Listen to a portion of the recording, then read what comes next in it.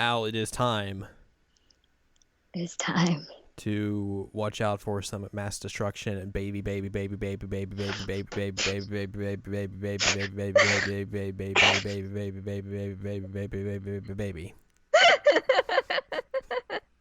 I hope you actually counted how many there are. No, and it was going too fast. Oh, tragic. Hello, welcome to this week's episode of the Season Lamb Checkup OVA, a podcast where we have conversations about video games, anime, and manga. Hello, I'm Jared, joined as always by Doc Owl and Lady M, the queen Hello. of Persona 3. Oh, I love Persona 3. It's true. You very much do. It's my fave. And that is exactly what we're going to talk about today. No shenanigans. We're gonna dive into talking about Persona 3 because this is a game, we've played a lot. Mm-hmm. It's a game we've kind of talked about before on our Persona retrospective episodes that we did last year. Mm-hmm. But not to a deep dive as we're going to today, which for the most part was spurned just because I randomly decided to play Fez again. Yep. I'm And going to say that it's because you've been playing Dancing Moon Knight. that's probably part of it. And also partially because of the skip we learned. Oh, right. The skip. Which is very, very strange that that's a thing in Fez specifically. It doesn't work in any of the other versions of the game. But we'll talk about that in a little bit. But yeah, we're going to talk about Persona 3. And boy, some of those versions of Persona 3 are, let's just say, rough. Which, I mean, everyone kind of understands that, the various versions of Persona 3 are pretty different in style. Vanilla and Fez are, the console versions. They have, all the animations, the cutscenes, and all of that sort of stuff. And then Portable, which was released on the PSP, has its own different style, which is more visual novel. You get the dual protagonist, and for the most part, it's mainly modeled after Persona 4 in terms of mechanics and all that. So you get different versions of the game, and that's become a hotly contested issue about, which is the version to play. And I think through our discussions that we've had while playing through Fez, and we've played through Portable a lot, we have come to an agreement on the definitive version to play.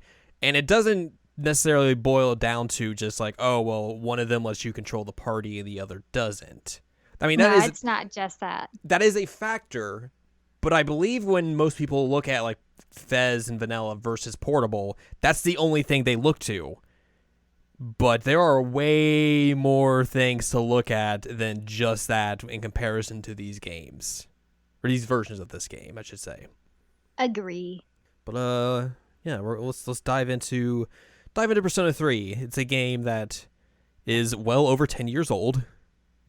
Yeah, I realized that because I remember that I harassed, this was before I worked at GameStop, and I was harassing local GameStop employees because, and I was just reading this on the Wikipedia, and I didn't realize that was why it happened. But it originally had a release date of July 2007. Mm-hmm. So that was I guess I went into college as a sophomore, so my junior year of college. And so I went in July. I was like, I want this game. Give me this game. And they're like, we don't have that game. It got delayed. And it got delayed until apparently August. So a month later. So I kept going in every week, give me this game. Give me this game. Give me the game. And so that's actually how I ended up getting my job. Thanks, Persona 3. Yeah, they just got used to me because I kept going in because of Persona 3. So that's why I got hired there. So yeah, this game originally came out on July 13th, 2006. So we are very quickly... This next Friday will be the 12-year anniversary of this game. Oh, convenient. But this is of course, this is Vanilla P3. Right. August 14th, 2007, like Al just mentioned, in the United States. February 29th, 2008 in Europe. And March 6th, 2008 in Australia, which also gives an idea of how weird Atlus's publishing was for overseas games. Mm-hmm. Because, Atlus published it in Japan, Atlus USA published it in North America, Koei published it in Europe, THQ published it in Australia. the toy headquarters. God. And then a company called Ghostlight published the PSP version in Europe. So yeah, that's kind of like, I mean, that's pretty much part and parcel with like how publishing of Japanese games was in like the 90s and the mid 2000s, where it was like, oh, maybe the same American version of the company will publish it in America, but elsewhere it's a wild ride. Like, who knows who's going to publish this? I mean, that still happens today. Like, Persona 5 was published in like Europe by Deep Silver. Yeah. So that's not something that's necessarily gone away. Persona 3 did get an update, which they kind of called the director's cut of it, called Persona 3 Fez, which released in Japan on April 19th, 2007. So less than a year later, this version came out, which is kind of surprising. Also, less than a year later, it came to North America on April 22nd, 2008. It hit Europe a few months later on October 17th, 2008. Australia on November 13th, 2008. And then once again in North America on April 10th, 2012 on PSN, and in Europe on February 12th, 2014 on PSN. And then Portable came out on the PSP in Japan on November 1st, 2009, so a couple of years after the fact. In North America on July 6th, 2010, and in Europe on April 28th, 2011. So, it should be said that I have purchased Vanilla Persona 3. I purchased Fez when it came out. I purchased Portable when it came out. Mm-hmm. And then I repurchased Portable on my Vita. So the only version of this that I really haven't purchased is the digital copy of Fez. Yeah, I bought Fez in 2012. Mm-hmm. Well after the fact. I mean, this was like right after I got into Giant Bomb's Endurance Runner Persona 4, so I was like, I should play Persona 3 because I have PS2 still. So I bought that. I bought Portable digital on the Vita, and then also bought Fez digital on PS3 because I think it was like cheap one day. I was like, oh, I'll buy this just for posterity's sake. But I've never played Vanilla. I did that. Let me do some math really quick. Let's do some math. A strong suit of this podcast where we are both very much into maths. Humanities. Humanities majors. Really love the math. Okay, so I just mathed it out, and between all the versions, I've put in over 500 hours into Persona 3. Yeah, that makes sense. Yeah. Let me ask you, since you are the one person who has played Vanilla P3 here, Mm-hmm. outside of the the answer stuff they did for Fez, were there any like major differences between the main story in Vanilla and Fez? Not in the main story. Like there are certain scenes that are added, like the whole Chidori thing. Like if you talk to Junpei a few times, then you get like the Chidori scene in like the end of the game. Right. That didn't happen. Mm-hmm. None of that was there.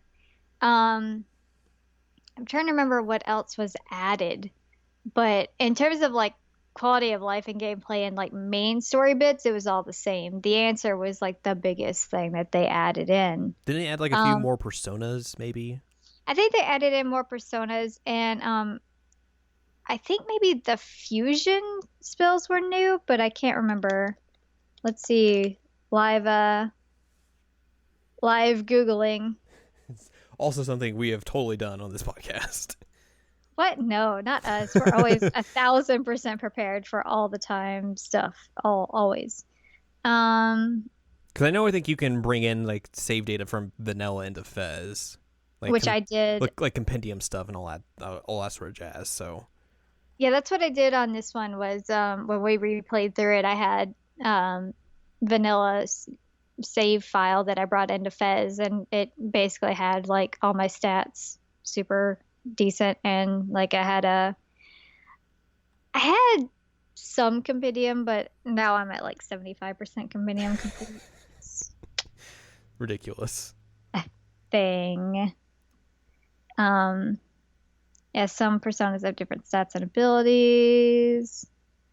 Shrine and Tired system were changed. But I guess for the most part, like it's not like nothing game changing, except for the answer, really. Yeah. It was a lot of like minor stuff. Like this one says that like some of the skills were changed, like what level you get them, and but like you wouldn't really notice that unless you'd played them recently. Right. Um, so whatevs.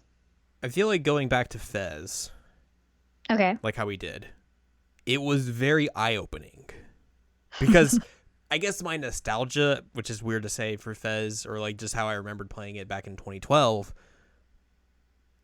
I didn't remember like how much of that game is like poor in terms of like UI and mechanics and all that sort of stuff. Which, I mean, granted, for the most part, since then, I've played through Portable a few times, playing through like Golden and Persona 5, where they basically took all that stuff and like made it like every other RPG is nowadays, or even back then was like the norm. But taking like a look at this through like gameplay mechanics, and if you look at this, considering it is a little bit weird to say this, even though they are sequels, it is a sequel to this. If you look at this mechanically from compared to Persona 2 to Persona 3, it is shocking how much they removed in Yeah. terms of mechanics. Like legitimately shocking. In a way that it's like, how did people like look at this and think this is good mechanically back then? Like, I know, granted, like the style and everything and the way the social system worked was like very much different than what RPGs were doing at the time, and still is for the most part. But just mechanically, the ways like you can't equip people's equipment in a menu. You can't look at your party's stats in the menu, which is fucking mind blowing because every other RPG in existence has that mechanic. Like, what the are they doing? I think the idea behind it, which, this is me just speaking from an outside perspective. I think what the idea was that they were supposed to be like their own individual people. As in the sense of like if you talk to some of their party members, sometimes they'll say like, "Hey, I changed my equipment. Here's the stuff that you let me borrow," and then they give you whatever Which they is had on. dumb. It is, although I had an upgrade on shoes once, which was really nice. But I think that's what they were going for was that everybody was like their own person, and then you just worked as a team to get through Tartarus. Which makes sense since, like, the AI controls the other party members, but still, like, just mechanically, those are terrible ideas. Because It is. you want to be able to, like, check in on your party, be like, okay, what's their HP at? What are their skills at? What are they going to be getting soon in terms of, like, skills and all that? And you don't have to go and talk to every individual person and go through a little bit of clunkiness to get to, like, just those stats. Like, it's Yeah. stupid. And the idea that like you can't do that, you can't do equipment or anything, when in the previous Persona games that was very easily accessible from the main menu in terms of just like switching personas on people, switching equipment on people, being able to use everybody's skills. Like, it's so mind-boggling that they thought this was a good idea. Which, granted, they course corrected very quickly with Persona 4 and were like, okay, yeah, you need to be able to do this. Mm-hmm.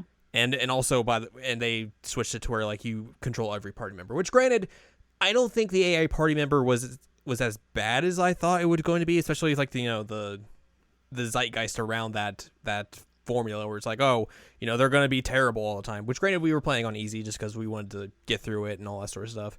But for the most part, the AI seemed okay. Yeah, I very rarely had issues with the AI. And I mean, like I played through Vanilla and Fez before even like having the ability to control characters, and I never had any like memorable experiences of it just being like horrific. Because I things like that stick in my brain that I'm like, "Oh God, something absolutely terrible happened to me and this is my story and I'm going to remember it for the next 20 years of my life." Right. And I don't remember any of that happening. Like I did take like I tried Mitsuru out once and I took her out real quickly because of her Mare and Karen stuff. But yeah, that was like a big thing for me because one of my strategies in Portable is you put Mitsuru in the party, you give her the the accessory that like buffs up her ice attacks, Hmm. and then once she gets mind charge, she becomes like the offensive tank.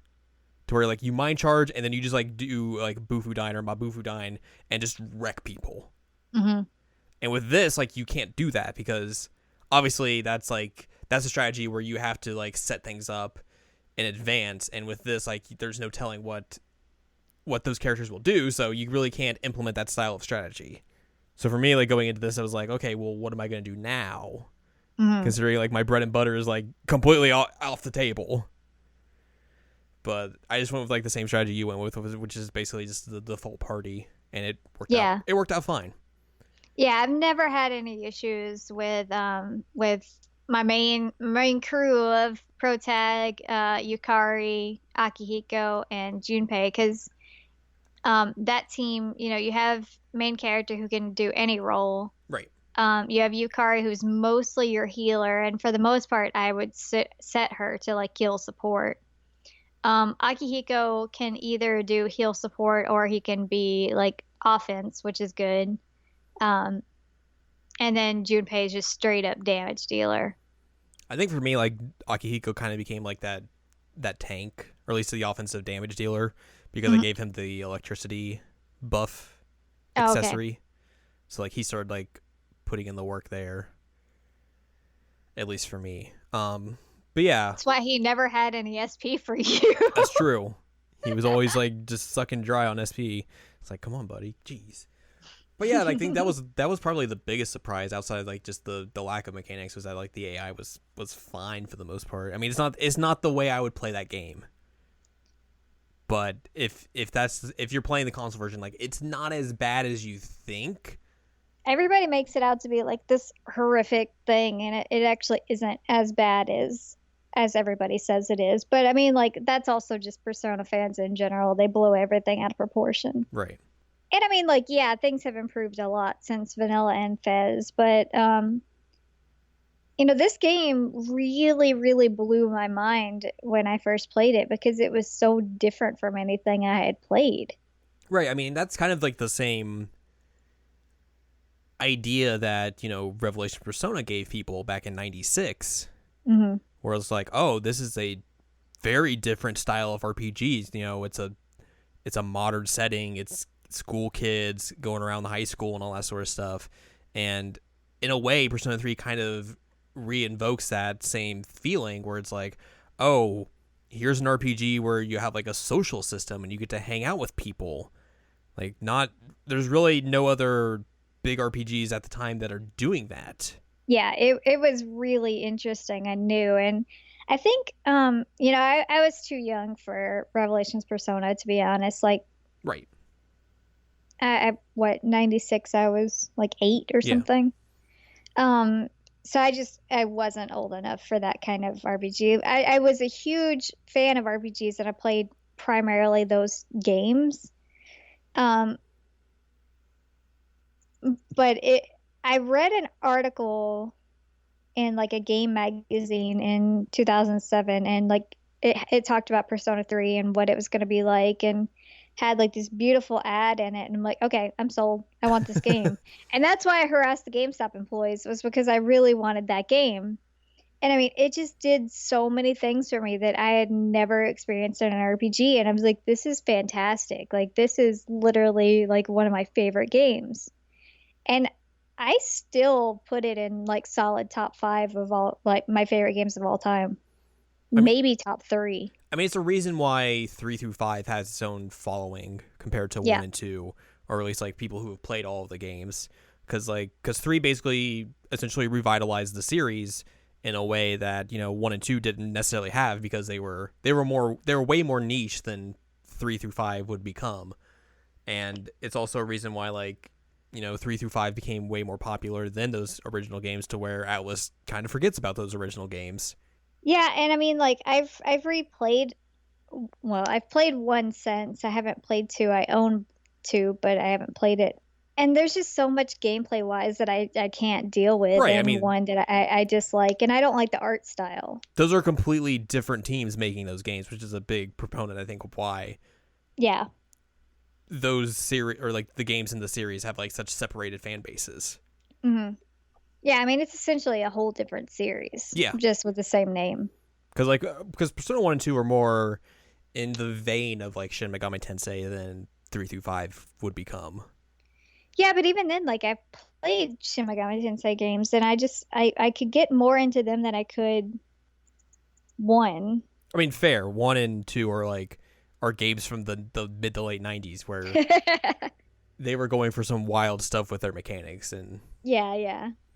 So I don't know. Like I said, three was just really, really groundbreaking for me at a time that I really needed it because I mean, what year did Final Fantasy 12 come out?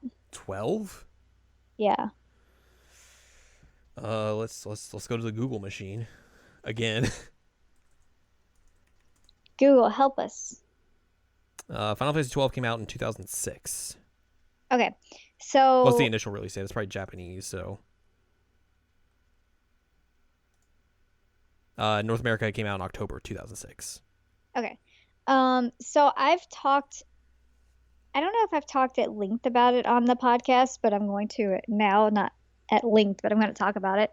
Um, Final Fantasy 12 is where I started getting really, really burned on RPGs. And I felt Final Fantasy 12 was like the first Final Fantasy I didn't complete. Mm-hmm. And then I played Dirge of Cerberus. I forgot when that one came out, but I don't even really want to think about it. And so it kind of became this thing for me that I was like, is this genre not for me anymore? Like, is this something that I can't play? And then when you have something like Persona 3 come out and just like revitalize your love for the genre, like it was really, really exciting for me because I was feeling really disheartened as a person that I'm like, this is the genre that I've played my entire life, and now I can't even get into like the biggest game that's coming out. Um, and so like I spent a lot of time playing World of Warcraft in that like in between period. Um, which, tragic. And also just researching the Romanovs as you do. Um, ask me about Russian history, guys. I got you. It's true. Um, but Persona 3 just like changed everything for me. And so that might be partially why I hold it in such high regard for me is that it kind of like renewed the fact that like RPGs are my jam. But it has flaws and it has a lot of flaws Yeah. that are eventually fixed with portable. But it was just I don't know, it holds a really, really special place in my heart. Like I said, it's definitely in my top five, if not my top three games of all time. And even for And someone like that's me, high like praise. even for someone like me, where like as someone who didn't really play RPGs growing up Hmm. because I just couldn't get into them, like, I didn't understand them mechanically. Uh, P3 was the first game I legitimately tried seriously since Final Fantasy 13, and in before that, it's like Ugh. literally I could not tell you what the last JRPG I had like legitimately tried was. Maybe like I don't know, but like my experience with that genre was like very, very limited.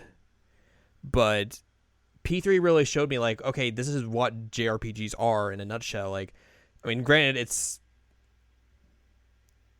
I guess like it's kind of a more simplified version of like just JRPG mechanics in general, or at least it felt that way to me to make it easier to understand.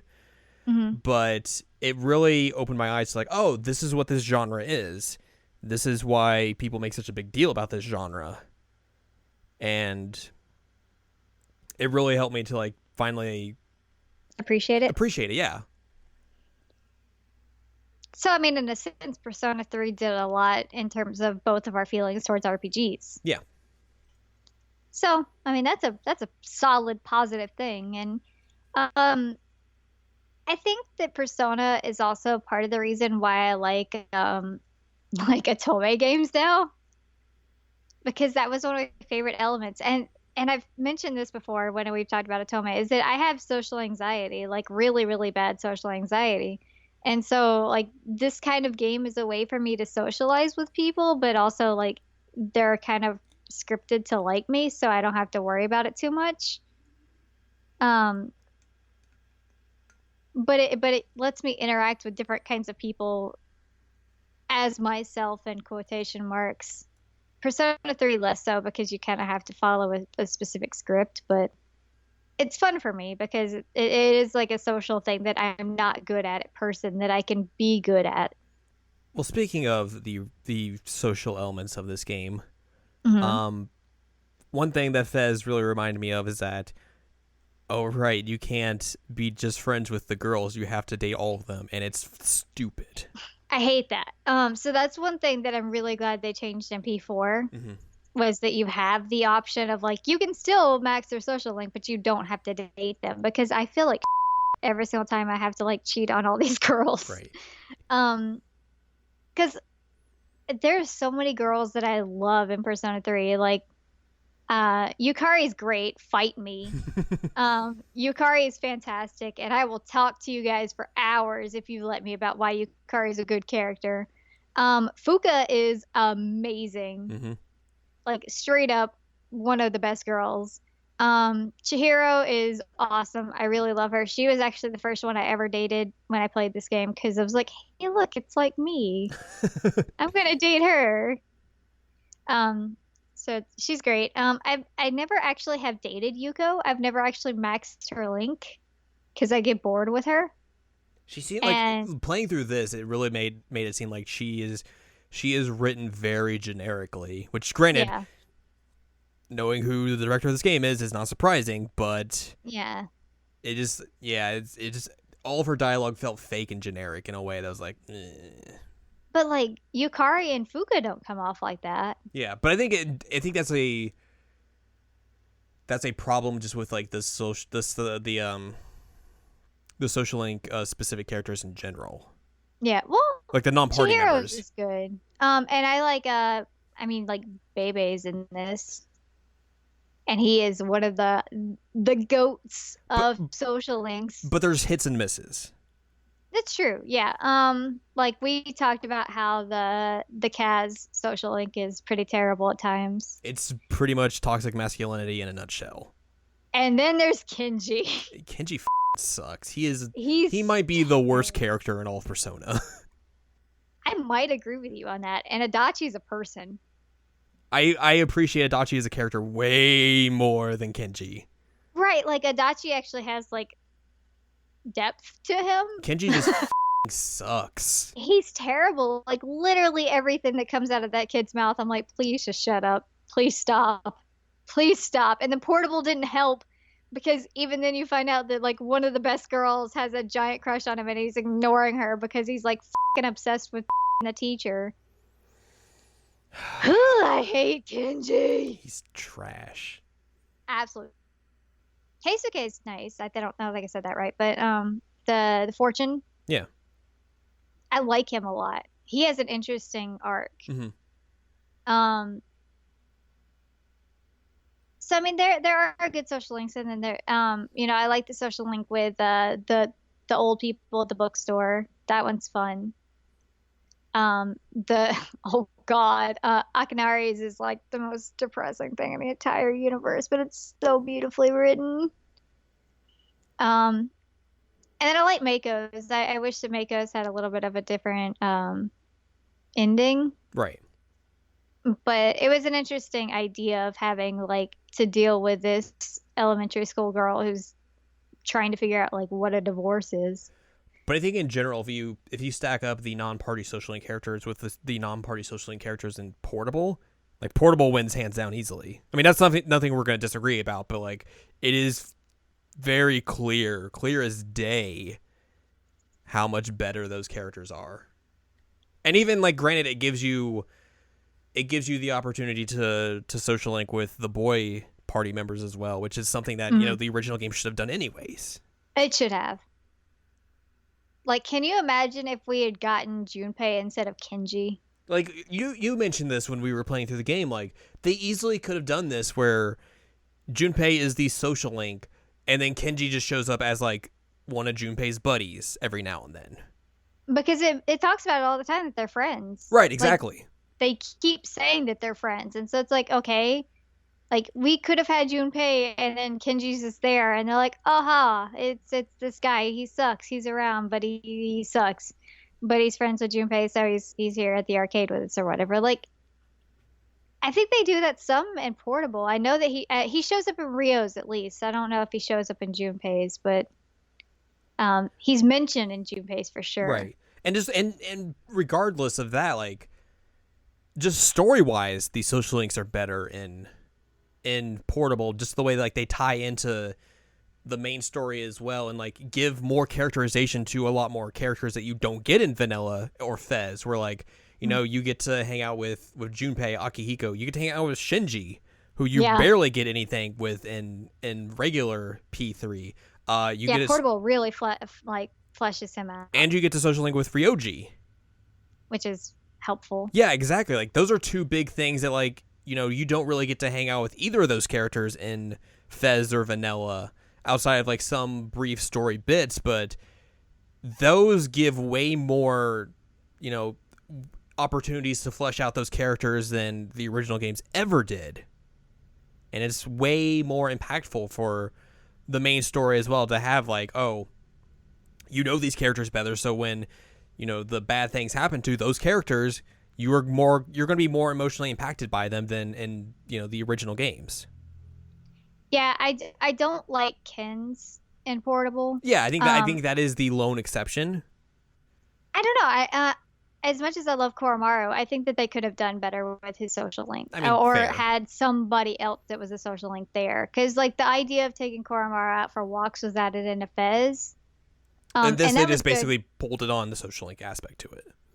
And so I feel like you could have done better with that and like put somebody else there. And like even with Ken's, they could have made it less of like Ken has a giant crush on you and more of like learning who Ken was as a person. Yeah, 100%. So I mean like there are pitfalls on both sides of it, in terms of like negative aspects. But Yeah. if you push them together, then we have a lot of good social links there. You just have a way stronger like group of social links on Portable side. I mean, I'm always gonna go for Portable because I can date Akihiko. Well, of course you are. So, like that is automatically a plus on that side of social links for me is that I can date Akihiko Sonata, and that's really all I wanted out of life. So, One common complaint you always hear about Portable is that, you know, changing it to a visual novel means you miss out on all of the animated scenes. not just the anime scenes, but just like the scenes played out in the engine as well. right, and Which like the ones in the engine I can get. yeah, exactly. Like those are, you know, those are fun to see because, you know, they're pretty well animated even for the time where, you know, it's pretty basic models and all that sort of stuff. Mhm. The anime cutscenes though are terrible. Like Yeah, I even mean, for like 2006 standards, these are terrible.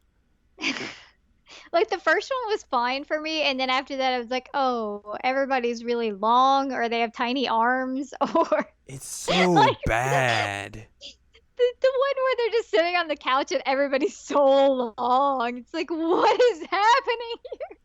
And they seem so basic as well. Like there's not a lot of like detail to them or like just lighting or just character like or like colorization to them. It's so basic. And they can't figure out how long Yukari's hair is. God, no, they cannot. Because Yukari's hair is like above shoulder length in the actual like game engine and her artwork for her model. And then like The anime the anime cutscenes are just cutscenes, all it's over like the place. to her shoulder blades or something. I'm like, what? That's not Yukari. Who is that? You want to hear something controversial I'm going to say? All right. These anime cutscenes make make A1 pictures look like Kyoto Animation. You're not wrong. Um, and that's bad. Because they're so terrible. Yeah, they're really bad. And one thing that we were talking about is if they remake it, like they have, if the rights are there, like they have the entirety of the Persona 3 anime that has fantastic animation, really, that can be put into there.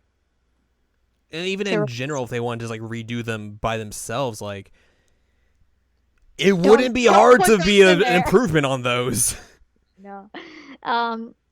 You could probably give like a monkey a pin and it'd look better than that. Like it's it's startling how just rough those are. I mean, I don't think 4 necessarily has that problem with their cutscenes, even though that's like a year later.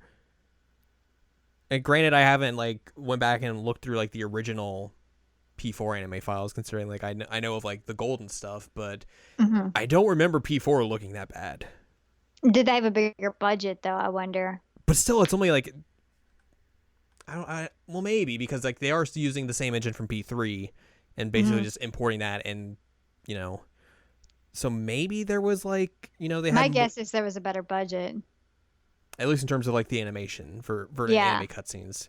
That would make a lot of sense, specifically because like given that this is a game that came out 6 years after Persona 2 came out, Hmm. like it would probably make a lot of sense that Atlas didn't have a big budget for like the anime production staff that they employed to make those cutscenes, considering like there was no guarantee that this game was going to be a success or not. Right. So yeah, that would probably make a lot of sense if P4 had like a bigger animation budget than this did, but just man, that was extremely jarring to see those cutscenes. Like, It's like holy the only cutscene that they really actually looked decent was the one where like at the very end of the game when Protag is coming back from his moon fight. I was pretty much the only one that everybody looked like somewhat decent. because they actually put some effort into that one. That's mean. Yeah. That's mean, but I mean No, like I the said, the important first one ones. was fine. The important ones are there's gonna be a little bit like more oomph to them specifically. Yeah. I felt like the first one was fine, and then I felt like that one was fine. Um, there were a lot that were wrong though. They were very, very bad. Yeah. Also, P4 Um, came out 2 years after P3, but a year after Fez, so I guess it would make sense to like, hey, we made some money off both of these games. We can squeeze some money into this one. So I think that's probably it, is that they had more of a budget to work with, because three was relatively successful considering what it was, and then they had Fez, and so they had a little bit of like wiggle room, and then the engine was already built, so they just had to yeah, work within that. So and of course Fez is coming off of the heels of like Shin Megami Tensei 3 Nocturne and Digital Devil Saga. mhm. So like I don't know how well those games did in Japan per se, but going back to Persona, it's like I said, they probably didn't know like, hey, if this is going to be a success or not, considering it's been so long since Persona 2. So Right. and it's a completely different style than Persona 2 was. So, but yeah, if there's ever a thing to like, hey, we made the call for this in the dancing episode. We're like, hey, they should really remake P3 now that they've redone these models, which those models look great compared to what the game looks like now. So like night and day. This game, a remake of P3 would be phenomenal, but in terms of things that really should be addressed if they do a remake, it's those anime cutscenes, like first and Yeah. foremost. Because like you said, like the actual in-game cutscenes weren't bad. I Yeah, they're mean, fine. like they're dated because it was made in 2006, or released in 2006, but like they don't look bad. No, Um, you're right. The dancing ones look better by miles. but it's two Like generations of Akiko's. hardware that have advanced in technology to where like they can make the models look very, very good and not just like 2 Right. feet tall. Right. They're not like chibi-ified, basically. Yeah, We actually can see Fuka's strings. it's true. But yeah, I mean, the cutscenes were bad. But I think really in terms of that, like that's about like the biggest criticisms I have going back to P3. It's in terms of like the consoleized versions of P3. Mhm. But like we said at the offset of this, that there was a weird reason why I went back to this, and it was because I think a few months back someone posted on Reddit or something that like, hey, if you're playing through Fez, there's a way to skip the Nyx battle. And I was like, huh. And basically the entirety, That's like strange. entire end of Tartarus. Yeah, so like there is a way to get to January 30th, 31st, 30th, 31st, whatever the final day is. And if you do a specific thing, you skip all of the final Tartarus battles with Strega and of Nyx entirely, and you just zoom to March 3rd. Yep. Because the game just sequence breaks. And I was like, okay, I wonder how well that works. And that kind of became like the main antithesis of like why I played it, and I guess kind of like got you into it as well, to see like, okay, well, can we make this work? Spoiler alert, it works. It fantastic. totally works. So the main crux of the skip is that you build up President Tanaka's social link to where like you pay him twice, because you pay him 3 times in total to get his social link started. But if you leave him just standing there in the mall throughout the entirety of the game and wait until the final day to go and pay him the final fee for him, it starts his social link. And of course, if you leave him there as well, he'll stay there for every single day, which means you can access him that day. So if you start the social link on that day, basically you go through the first part of that of the link, but then the game gets confused because obviously you have to go to the Dark Hour to go to the final Tartarus battle and to fight Strega and Nyx. But if you social link, you always skip the Dark Hour and you move to the next day. You go from evening to morning, and that's basically what the game does. It just follows the next morning is 3-3. Yeah, it follows the script. It's like, okay, well, I'm going to morning, so obviously you did everything in the Dark Hour, so that means you completed the boss fight, so you get to go to March 3rd. And essentially you just sequence break the game. And you get to beat the game as if you fought and beat Nyx and all that sort of stuff. So it really makes the end of the game very strange of like, why is the main character falling asleep on Aegis's lap and being very tired when all he did was just hang out with Tanaka a few months prior? Clearly Tanaka just worked him till he was exhausted. It's true. That must be it. It's a very strange thing. Also, it is also a skip that's only in Fez. So if you try it in vanilla, it doesn't work because Tanaka is a daytime social link apparently in that. And then in portable, I guess like they fixed that, or like they made it so where that just doesn't happen. So you can't do it there. But in Fez, by them moving him to a nighttime social link, they just never, I guess, intended for you to be like, hey, I'm going to start his social link on the day of the fight of Nyx, and then whoops, time to go to that. Time to go to the end of the game. It works. It's super interesting. Which that's what you did, and that's what I did originally. And then I decided to be crazy and went back and did all the Tartarus stuff, and also like power leveled, and I wanted to make sure that the personas that I had for like social links were saved in the compendium. Mm-hmm. So that was one of my main motivations. And then like I got to level 90 and I had Messiah and I had Hillel and I had Satan and everything. I was like, you know what? This is fine. I'll just go up Tartarus. This'll work. And it was disgusting because I beat Jin and Takaya in like maybe a round. And then when I got to Nyx, it didn't take any time at all to actually get through the Nyx fight because like within like 2 or 3 characters, the Arcana would switch, and then by the end of it, I just dropped an Armageddon on the final form and did max damage, and that was it. It was over. I posted a video of that on Twitter because it was a glorious time for me. Also, it's strange as well, but learning about that skip, it also kind of tells you that like technically there is a way to get to the end of that game by never going into Tartarus. Yeah.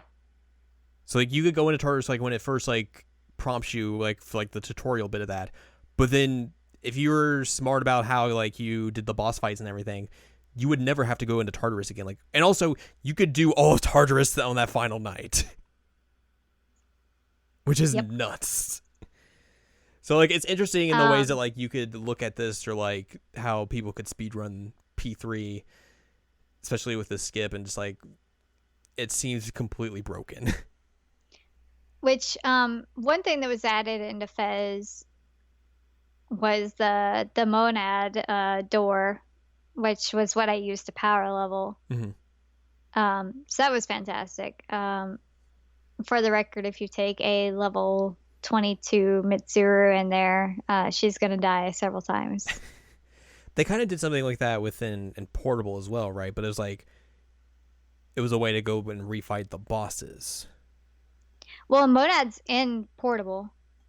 But there's also a thing Um, in there where like you go and refight like the full moon bosses. oh, okay. Because I've told you before that one of my I have a quirk in certain games that I go ape it, and I'm just like, all right, how can I break this game as much as possible? And one of them was that I decided for some odd reason when I got Shinji that I was just gonna take him in a monad with FemC, and I got him to level 99. Just the two of us.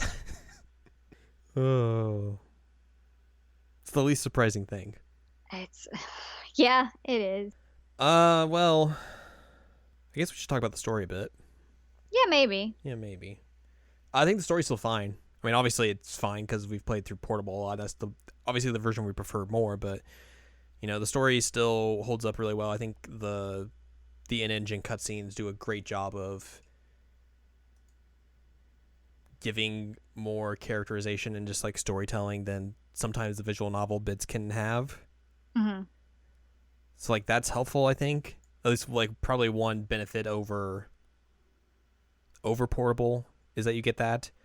But in terms of just like the main story in general, it's still very good. The strong suit of that game. And I mean, just in general, this game had a really good story. And one thing that I was a little concerned about, I'll be completely real with you, and I don't know that I even told you this when we were playing it, is that, I mean, the story is about like the acceptance of death. Right. And so I was a little hesitant when I first started playing it because I'm like, I know what happens in this game, and I'm very worried that I'm going to get like upset about certain events. Because you know this, a lot of people don't. I've been really avoiding a lot of media that has to do with like parental death. Mm-hmm. Personal reasons, that kind of thing. Some of you know it. Most of you don't need to know it because I don't know you. Um, but I was worried going in because it was like, all right, so this game's all about death, and like that's always been a thing that I find fascinating about this game. Choked on my own spit again. You said you were going to do that. Mm, I did tell you. I get excited about Persona 3. And so like that's one thing that I've always loved about this game was just like how it treated the whole idea of death. Because he's living with death inside of him essentially, and it's repeatedly characters having to deal with death of people that they care about because Yukari's having to deal with her dad. Protag has two dead parents. Mitsuru loses her parents. Akihiko's an orphan and has also lost his little sister. Shinji is also an orphan but dies himself. Ken is an orphan and is having to deal with his mom's death and Shinji's death. Mm-hmm. And Koro is dealing with his master's death, and it's like everybody has death around them. And it's a really interesting thing that you have this like upbeat high school setting, but everything's dark. Well, I mean, like even like in the main intro of the game, like they're like, "Hey, Memento Mori, that's a thing. We are going to focus on this theme throughout this game." Like they pretty much just straight up tell you that immediately. So like if you know what that means, you kind of have an idea of like, oh, this is where this is going to go. And I mean, like, well, and even something like as simple as the fact that like during the dark hour, normal people turn into coffins. right. Like that's death. Yeah.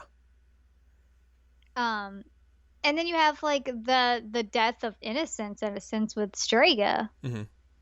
Um, we don't know their actual, sorry, we don't know their actual like life story backgrounds. We know that they were like kids on the streets, so we don't know if they're also orphans Hmm. or if they were just like delinquents or what happened, but like their innocence is completely lost. And so that's kind of a death of yourself in a sense as well. So it's like literally everywhere in this game. And I mean, like Junpei doesn't really have death in his family, but then he has Chidori. Um, and Fuka also doesn't have any kind of real like personal death to deal with. Right. She just has like family issues. So it's a really intriguing concept to me that this entire story was just like surrounded by the concept of death. And again, I was a little worried going back and playing it now because of like everything that's happened to me in the past 2 years. But also, I just love this game. So it's like, all right, we'll power through it. If something bad happens, then, I'll stop playing it Right. because I know what happens. I Yeah. know the story. I've played the game. Nothing's going to surprise you. Right. I've put a disgusting amount of my life into this game. Um, but it's just so well done. Hmm. And I love it. And it was really my first, again, RPG that it was so like thematic in that sense. I'd mostly been playing like Final Fantasy games at that point, and I'd played like Wild Arms was a series that I was really into, and I guess Kingdom Hearts. But Shadow Hearts. Shadow well, yes. That's another game that has a lot to do with death. Yeah. And that's interesting that like Shadow Hearts is one of my favorite series as well, and it's a lot about acceptance of death as well. Hmm. And huh, same could be said about Final Fantasy X too. It's true. I'm finding a trend here. Thanks, Jared. Yeah, you're welcome. That's what I'm here for. The realization that Al's goth. Oh my god. I am Chidori. I am the gothic Lolita with the freaking dagger through the head. Or, have to wear the super goth middle school outfit from Love Live. Yes. That's a reference I wouldn't have got a few months ago. Yes. So, but yeah, it just really left an impact. And one thing that I have mentioned for many, many years is that eventually when I have the money, I would really like to have a Persona 3 tattoo. But I have yet to find the money to do so. Yeah. So this game just really, really stuck with me in a way that a lot of games don't. There was something that I actually thought that is really good with this game that in a way ties it to the original games. Okay. In a sense that they have kind of moved away from in 4 and 5, and that is the idea of persistent antagonists who are also Persona users. Okay, that makes sense. Because 4 and 5 kind of have that.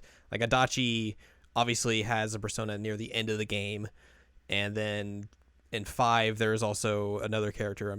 I'm being kind of spoilery free here, just because that game's still relatively fresh, but there's another character that you encounter in the end of the game that you fight persona against persona. But once again, those are just like singular fights.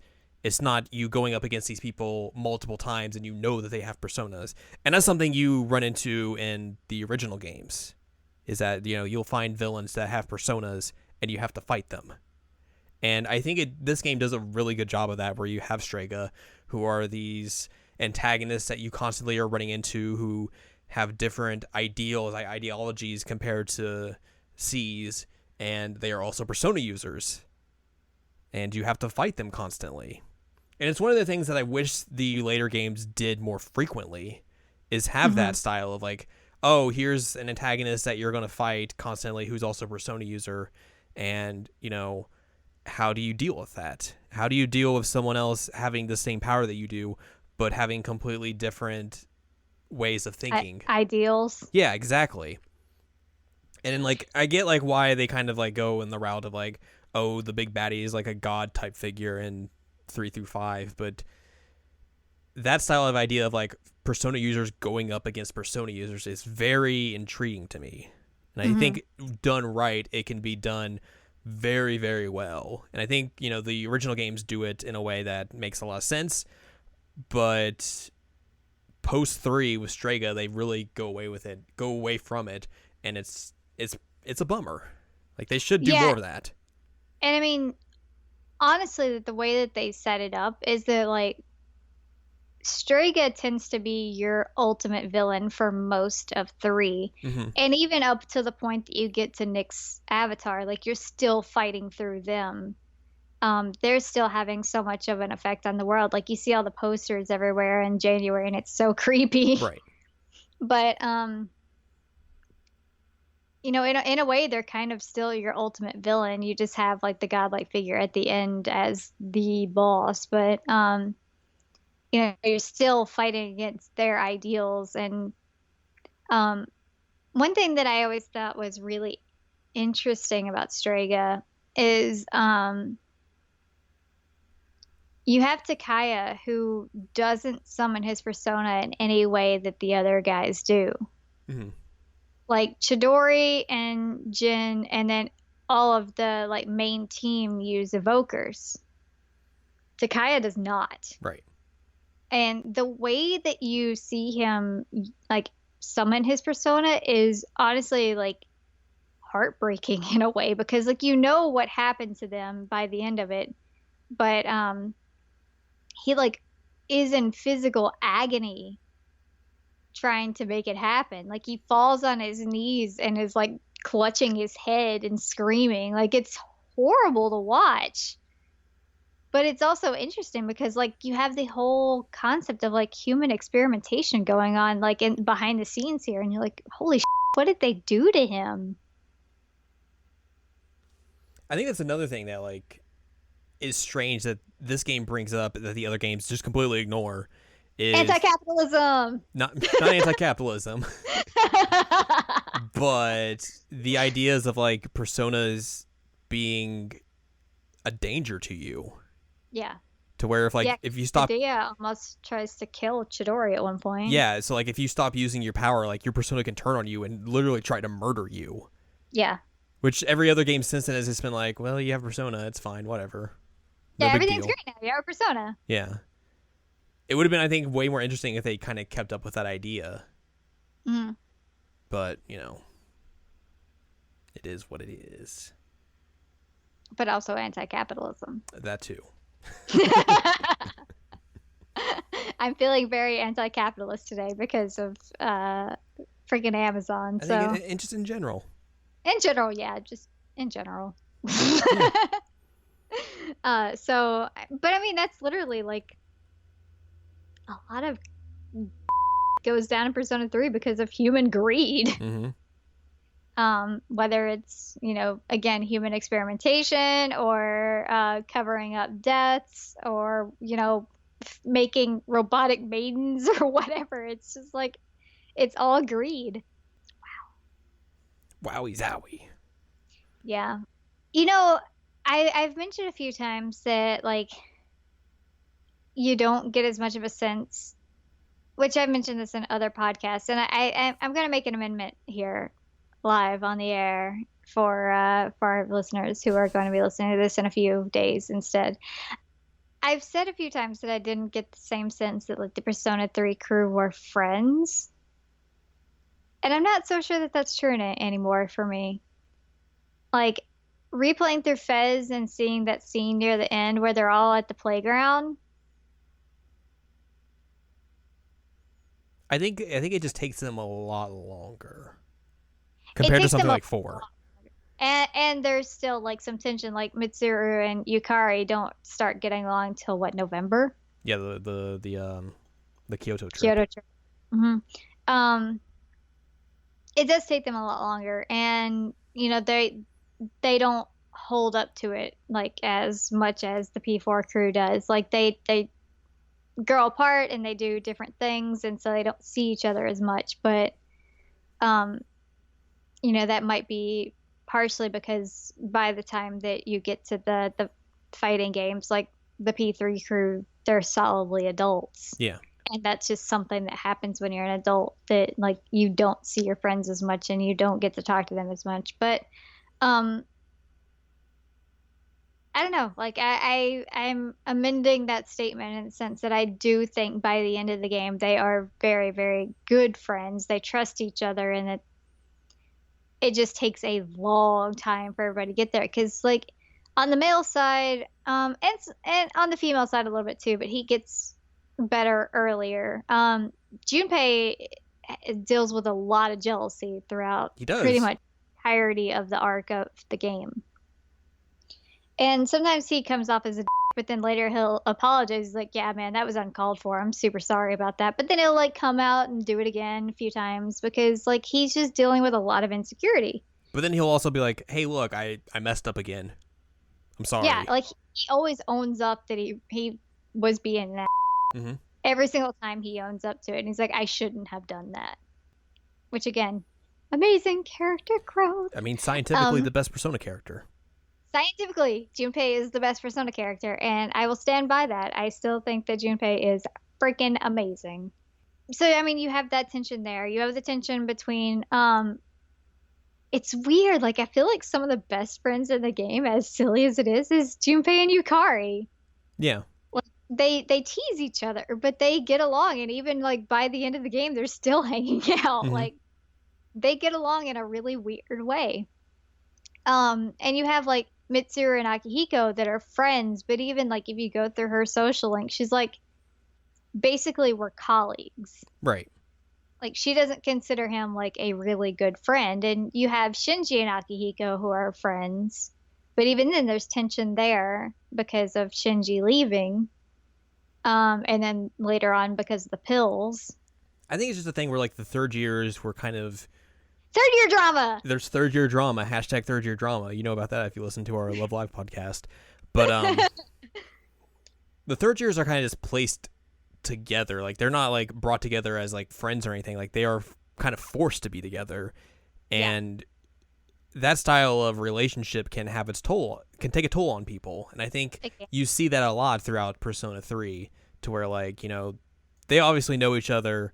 They know each other pretty well, but they don't have like the same style of relationships that maybe like the second years have. Yeah, because you really do get a sense that like Yukari and Fuka get along really well. Mm-hmm. They're hanging out a lot in the dorm, and they have conversations often. So you get the sense that they get along well. Yukari and Junpei get along well in like their kind of like brother sister way. Like that's the kind of vibe I get from those two. It's just like a weird like sibling relationship. Right. Because I mean, like my brother and I, we bust each other's all the time. It's just how we are. Yeah. And that's kind of what they do is they tease, but they're not like genuinely mean about it most of the time.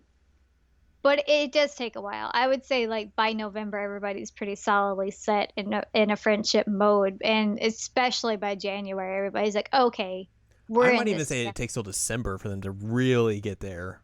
That's true. But I still will amend the fact that I've said that they weren't as much friends as the P4 crew because it just doesn't happen as quickly for them. Right. Because P4 crew, like, once they get together as a full team, they're like, all right, we're in this ride or die. Let's go. We're buddies. And it takes a long time for the P3 crew to get like that. But also there's a lot of, like, underlying issues there. Like, Mitsuru just neglected to tell Yukari anything about her dad for a while, which is, like, really inappropriate. And I think as well, like they have to go through more tragedy than the P3 crew, which delay, or the P4 crew, which delays like them. God, getting the P3 closer. Crew just needs happiness. No That's joke. all I want them for. I want happiness for that crew. Let me ask you something. Okay. Since you played Vanilla, And Fez, obviously, the big thing about that is it adds the epilogue, the Yep, answer. the answer. What was the general consensus about the ending of P3 before Fez came out? Okay. At least in your view. Um, so this is a thing that has been an issue in like the P3 world since basically the US release. There are a lot of people who hate the vanilla ending. They absolutely hate it because they felt like they didn't get like a clear answer as to what happened. Right. Um, I never got that sense because, in my opinion, the way that the game ends is that you have the pro tag use Great Seal, and everything's kind of explained to you for a bit there. Not in the depth that you get later with the answer, but it's explained that, this is essentially going to end your life. You go down to 1 HP after you use the Great Seal. He comes back, and then the way that I interpreted, I can't say this word. Interpreted it. There you go. The way that I did that was that Protag should have died there, period. Mm-hmm. But because of the promise that they made to meet on graduation day, like Protag's body is like hanging on by a thread, saying like, we're gonna make it to that promise. We're gonna do this. And that's why he just progressively gets worse by the time that he gets there. And like by the time you're talking to people like 3, 3, 3, 4, they're like, you look like dude. Like, do you need a nap? Like, are you sick? Are you okay? Um, and then it's different for the lady protag, but for the original protag in vanilla, the way the story goes is that essentially he's with Aegis and he closes his eyes, then everybody appears. So he basically dies before everybody arrived Mm-hmm. or as they're arriving. So he held on to his promise, but that's all his body could do. And so that was how I interpreted it. Um, and I felt like that was really good because, again, as a game that's always dealing with death, like that was his way of dealing with it, is that he could not accept his own death until he kept his promise to his friends. Mm-hmm. After that, he's like, okay, I'm good. I can do what I need to do now. But a lot of people said that it was very unclear, that they didn't realize that he died, and that, there was no understanding that like he actually sealed Nyx. It's like, what do you think the Great Seal move was about? Did you just like skip through that? Like what happened? But there is a lot of anger about that ending, and there has been since P3 launched. Mm-hmm. Fez helped a little with the answer, but then people are still really mad about that. They think that it's kind of ridiculous that like he's still a door, because they think that since you're able to defeat the what's the thing, Erebus or whatever. Anyway, they think that since your team is able to defeat that means that like you should be able to come back. But in my opinion, like, I know that they've hinted at it in the fighting games, at least, that like Liz is trying to find a way to bring him back. Mm-hmm. I don't know that I want him to. I feel like Um, that's the only way I would want to see that at least like even looked into, is that like it's Elizabeth who goes after him. yeah, it would have to be Liz who does it. It would have to be Liz to find a way that breaks that seal. But at the same time, like, how would that work? Like, he died. So, like, what are they preserving his body? Does he have a body to come back to? Like, there's so many logistics there that don't make any sense. And at the same time, like, it kind of lessens that sacrifice and the fact that he even accepted his own death. Right. To be like, oh, we're just gonna bring it back now. That's fine. But I think even then, like if you go the Elizabeth route, like do you think she brings him back? Or would she be like, okay, I understand what he's doing now, I accept it? I think that if the Persona team is smart, they would just have Liz accept it. Right. because that would also be character growth on her part. Mm-hmm. Um, and like accept that that was his own decision to become that seal. And like I said, there's just so many logistics there because like don't they cremate in Japan? I don't know. So like I know Mitsuru is like loaded as but like she can't keep a dead body like preserved for that long. Eh, I mean, I guess she kind of did with Chidori. she's got money. Yeah. I don't remember how long Chidori. I guess it was what, like 2 months that she kept Chidori? Something like that. Yeah. Um, I don't know. It's just it's an odd idea to me that like basically you would make it so that everything he did was for nothing. Yeah. Um, I think if there was ever any kind of mention, like besides what we've got with from Liz so far of her trying to find a way, I feel like it would be better for her to accept it. I could be wrong, and maybe they'll do it one day, and I'm like, all right, this is fine because like we get more time with him, but But they'll never do it, so it's fine. they won't. I mean, they won't even accept that Femc is like existed at all. So, Terrible. could I accept her coming back and then marrying Akihiko and being happy forever? Yes, I could accept that. No, I couldn't. I really couldn't. I feel like it really would cheapen the entire ending of 3 and Portable if like everything that they worked for was just like, oh, well, it can be undone now. Like, Yeah. what? And I've seen some like theory threads on Persona 5, which I guess spoiler alert on 5, like there's this whole idea of like changing the hearts of humanity. And so like there was this thing that was saying that like, well, the whole reason that 3 had to seal himself away was because humanity wanted death and humanity wanted the end. So if 5 has changed humanity's mindset, does that mean that he doesn't have to hold that seal anymore? But I really doubt that they like did that level of changing. Right. And there's no just like direct connection between those games. Yeah, there's connection between 4 and 5, but And even then, it's just like references. Like it's nothing like, hey, these are characters coming from that game into here. yeah. So it's a weird idea, and it's also Reddit, so Take it with a grain of salt. yeah. But I don't know. I'm just not on board as somebody who absolutely loves 3. I just think it would kind of cheapen it. Yeah, I think that's fair. And even then, I'm thinking more like Shadow Hearts, and like, there was an attempt to revive a character who died, and even then, like, it didn't work. Right. And so many things can go wrong with that. I don't know. I just, meh.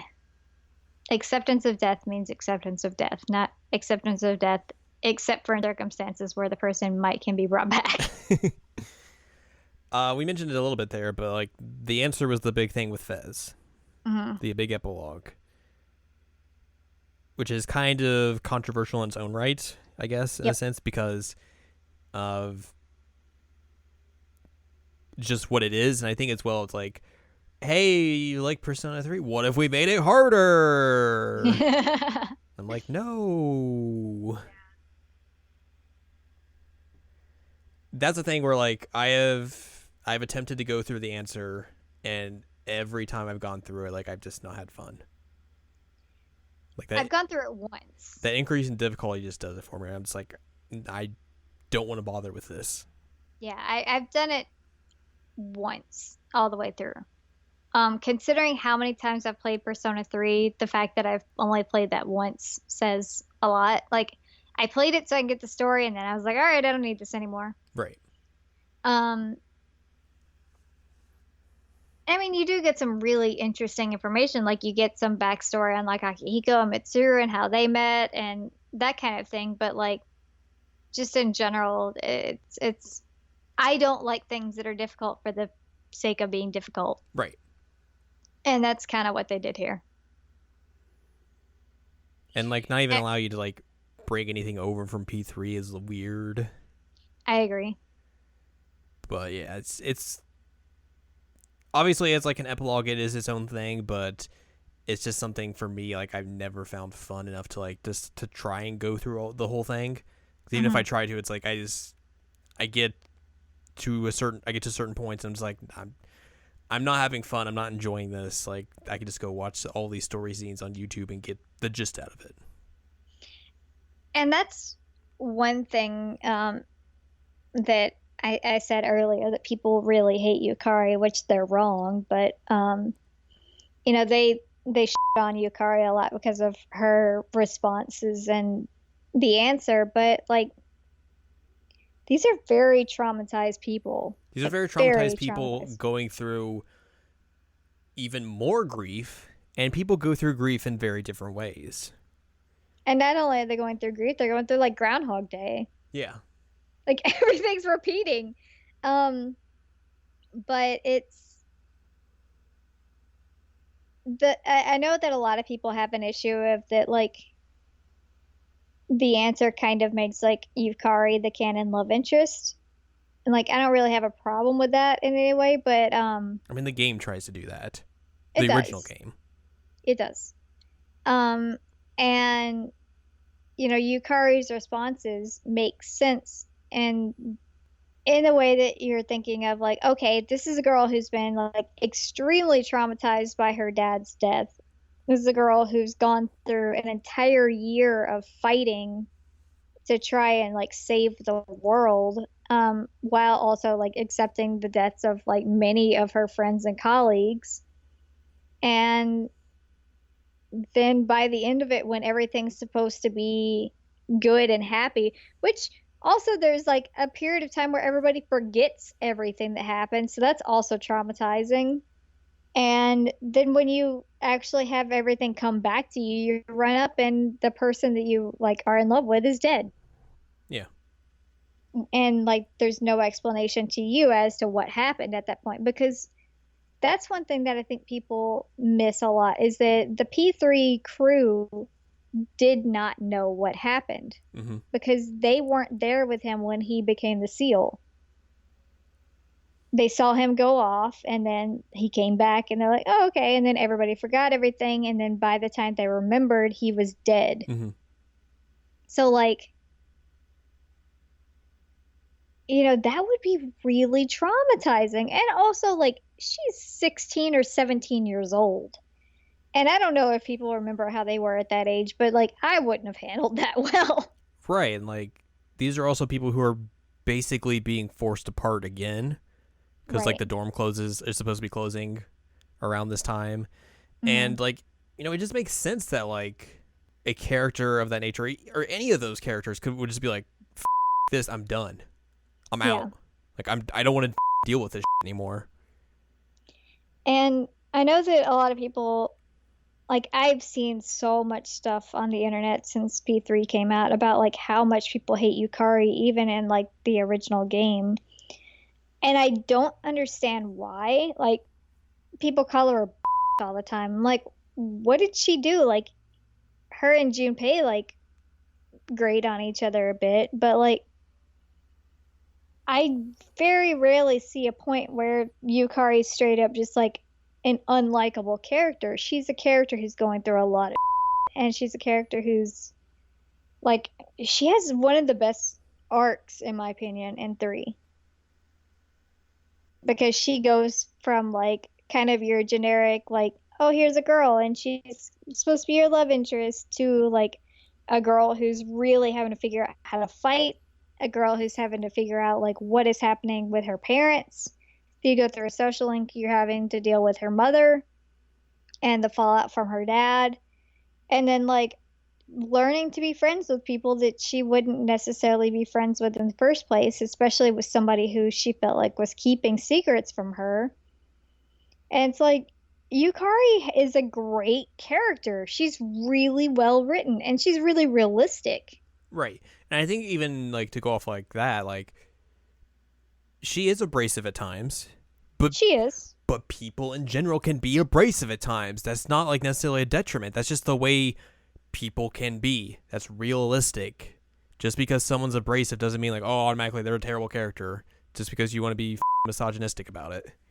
Yeah, and that's one thing that I told you is that like Junpei does a lot of the same stuff Yukari does, and he doesn't get called anything as nearly as terrible as Yukari does. Mm-hmm. And I think a lot of it is just that she's like an in-your-face woman character. That she's like there and she's kind of loud at times and she's vocal. Mm-hmm. And you don't get that as much from the other women characters in Persona 3. Like Mitsuru's not like that. Fuka's not like that. I guess is different because she's a robot. Yeah. But Yukari's not afraid to speak her mind, and Yukari's not afraid to stand up for herself. And I think that that's something that people are really against generally. They can be scared by it. They can. And so, like, I am solidly and will forever be on Yukari Defense Squad. I will also solidly always be on Junpei Defense Squad because people also tend to be towards him. But, I mean, those two are some of the most, like, realistic human characters that I've seen in an RPG because of the way that they're written. But also, I just love Akihiko Sanada. Zero people are surprised by that. Yeah, Akihiko is amazing. He goes through a really fantastic art too, but in a very different way. I love Akihiko. So yeah, like outside of the games, this has gone through a lot of like different other media as well. You know, had a manga adaptation. There was the sort of kind of tie-in to Persona Trinity Soul, which really isn't much of a tie-in. It's just like, hey, we put Akihiko in here for some reason. Yeah. And it's kind of set around that time period. I think the big thing, obviously, was the films they got. Yeah. 4 film adaptations. And for the most part, they do a good job of retelling the story through film. Obviously, it's hard to tell a 50-plus hour RPG in just 4 films. I mean, right. Anime series in general just have that same problem, and this is also has a similar one where it's just not enough time to do that. But for the most part, they do a good job. I think the 4th film kind of falls flat compared to the other 3. I agree. To where like they do some weird changes to, like, there's one change I think in particular they do well in that film where like you really get to see more of Strega promoting the Nyx cult. Yep. But a lot of the other stuff they throw into that, or at least change in the 4th film, just doesn't work out as well. Like the final battle? Yeah. Ugh. Like switching the music in that is weird. Not okay. Yeah. And it's also had like some stage productions as well, which all the Persona games have had in the past. But yeah, they have definitely gone through a lot of different ways of promoting this game, and also the inclusions in Arena and Arena Ultimax and PQ, and then the recent Persona 3 Dancing Moon Night that just came out. So there's been a lot of Persona 3, even though like you always hear the main complaint like Persona 4 is the one that's milked the most, but Persona 3 has had its fair share of opportunities in the sun. Yeah. And you know, I have a lot of issues with like post P3 material, but all of it's bad. A lot of it is very bad. And that's unfortunate. They kind of forgot what their characters. They made a lot of like, a lot of the characters, like not just the P3 characters, but oh no, like Chie is the same way. Into just caricatures of themselves. It's really tragic. It's real dumb. But overall, it's still a fantastic game. Like we have said, like I think if you are going to play this game, the version to play is portable. Yeah, totally. Bar none. Because even though you lose some of the cutscenes of the game, you know, having an individual novel doesn't hurt the story in any sort of way, and you get way better mechanics in terms of gameplay than what the console versions of Persona 3 give you. Yeah. And also you get a choice of protagonist.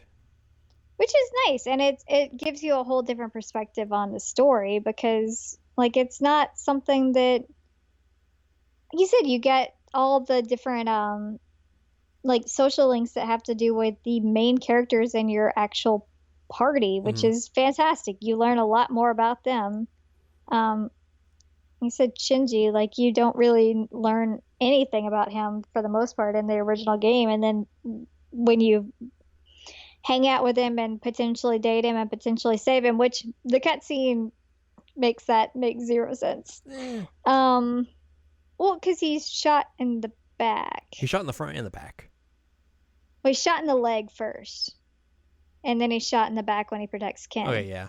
Well, And so, like, the pocket watch wouldn't do anything to protect him. yeah, but you could also like they could. There's ways you could change that. There are. It's Just just not having him get shot in the back. don't have him get shot in the back.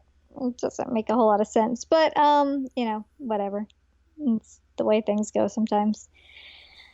Um, but you do get to learn a lot more about him as a character, and you get to learn more about Akihiko and Junpei, because Junpei in passing mentions in Persona 3 that like his dad's an alcoholic, but when you actually like social link him, you learn a lot more about that, and Hmm.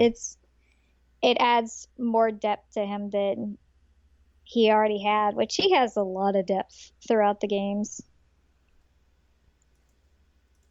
Also, you get Scientifically best character. scientifically best character. Also, you get to go to Inaba in the female route, You do. which is cool. You get to see baby Tiny Yukiko. Yukiko, yeah. Vincent from Catherine's in the game. Yeah, even though they say it's not really him, but it's him. You can't lie to me. I know who that is. Yeah, like I think it's just in general, just portable is the way to go if you somehow have not experienced this game. Like obviously the console versions will be a little bit flashier, and it may be a little bit harder to if you don't have a Vita to find one of those, but portable is the proper way to play this game. Agree. Um, and I will say that I've read all the manga up to this point, and I'm sure we'll do an episode like when I actually get through all of it. Mm-hmm. But the manga is really, really good, like really good. So, just putting that out there. But I think the main thing to take away from this is that like they really should do a remake of this game.